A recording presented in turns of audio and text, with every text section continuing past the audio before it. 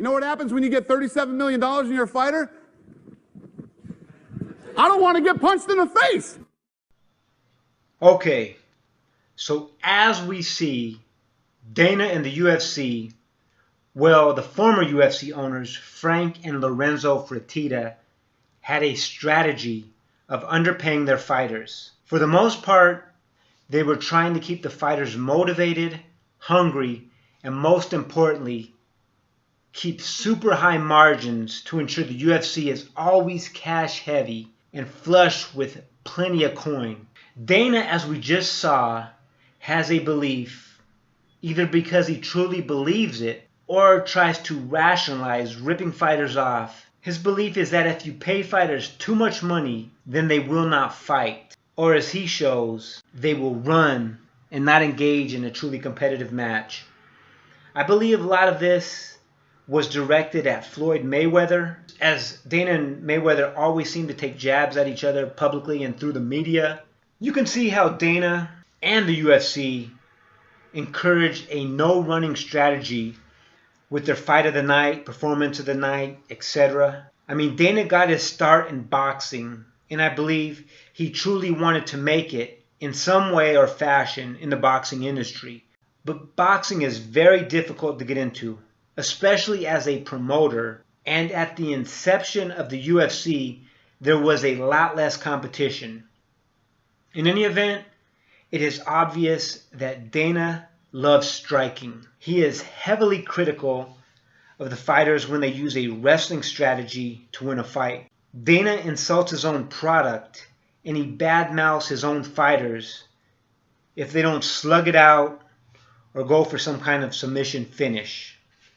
In any event, could there be some truth to the statements made by Dana that if you overpay fighters, like some boxers have been overpaid, that they will run and not fight during the competition? We all saw that in the Diaz-McGregor rematch.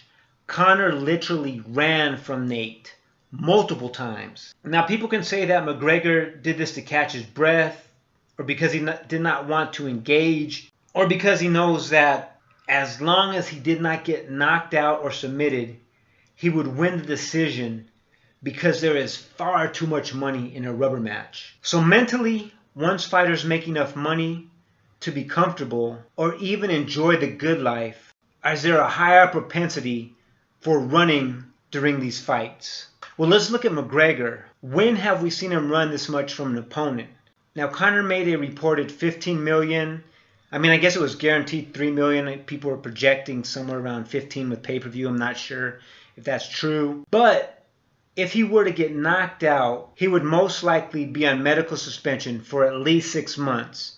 I mean, we all know that he may have broke his foot and be out longer than that, but I'm just speaking as far as not wanting to truly engage. Then if he gets excessive cuts on his face, which would be susceptible to reopen during future fights, especially if he has a quick turnaround, I mean, this is another thing that may be going through a fighter such as Conor's mind. I mean, Conor has been clearly transparent about his objective of making money. He wants to move up the Forbes list of the highest paid athletes. So in order to do that, he needs to fight often and receive the least amount of damage possible.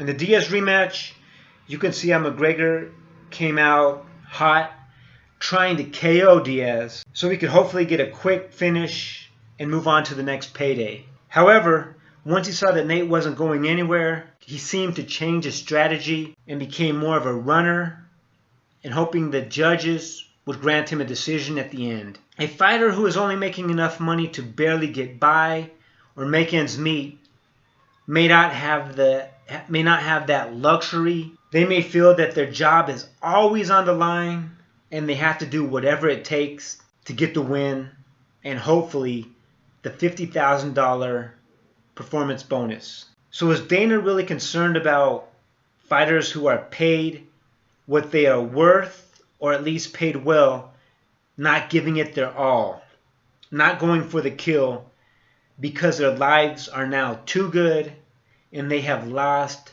that hunger or killer instinct? Or was Dana worried that fighters who have earned a lot of money can afford to sit back and cherry pick their opponents and choose the best matchup.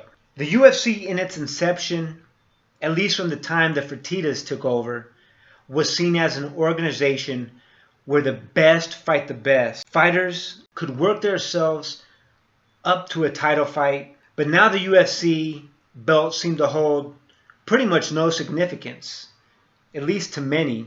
It is now about the money and getting the biggest fights possible, and by biggest we mean the biggest draws, the biggest pay-per-view sales, the biggest gate. I mean, we just have had 2 welterweight fights, McGregor vs. Diaz 1 and 2, that made a ton of money with no belt on the line.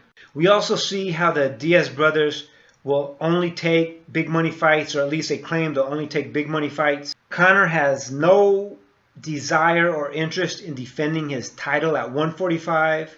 Tyron Woodley wants to duck the #1 contender, and Michael Bisping wants to duck everyone and go straight to the 14th ranked guy. So when Dana said, You know what happens when you get $37 million and you're a fighter? I don't want to get punched in the face. was he referring to fighters literally running in the ring, or was it a figure of speech describing how they will run from the toughest competition? So let's be honest, Diaz is a phenomenal fighter, and he is ranked #4 at lightweight, and he has absolutely no ranking at welterweight. Conor and Nate bring out the best in each other, but that was just a pure money fight, not a championship caliber fight. So as for now, the series is 1-1, but Conor could conceivably fight Eddie Alvarez next, Khabib next, RDA next, Tony Ferguson next, or even jump down and fight Frankie Edgar or Jose Aldo at 145. But we have to assume that regardless of what Dana says, Conor's in the driver's seat. I mean, the worst case is he's stripped for the belt, but that shouldn't affect his payday at all. But when you have the potential to actually make a lot of money, you can pick and choose a fight you want and afford to sit on the sideline until you get your way. So it will be interesting to see what McGregor will do next. I mean, if he doesn't fight at 145, will he be stripped, or will they allow him to potentially be a 2-division champion by fighting Eddie Alvarez? Is the UFC finally at a point where the fighters are making the call and the star power is actually in control, whereas in the past the UFC had the final say?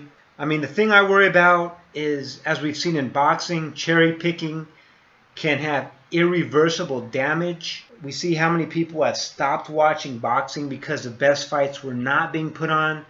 Fighters were allowed to cherry pick the easiest fight for them stylistically, but they were able to market themselves and have the draw power to make it a financially successful event. So over the short term, money was made.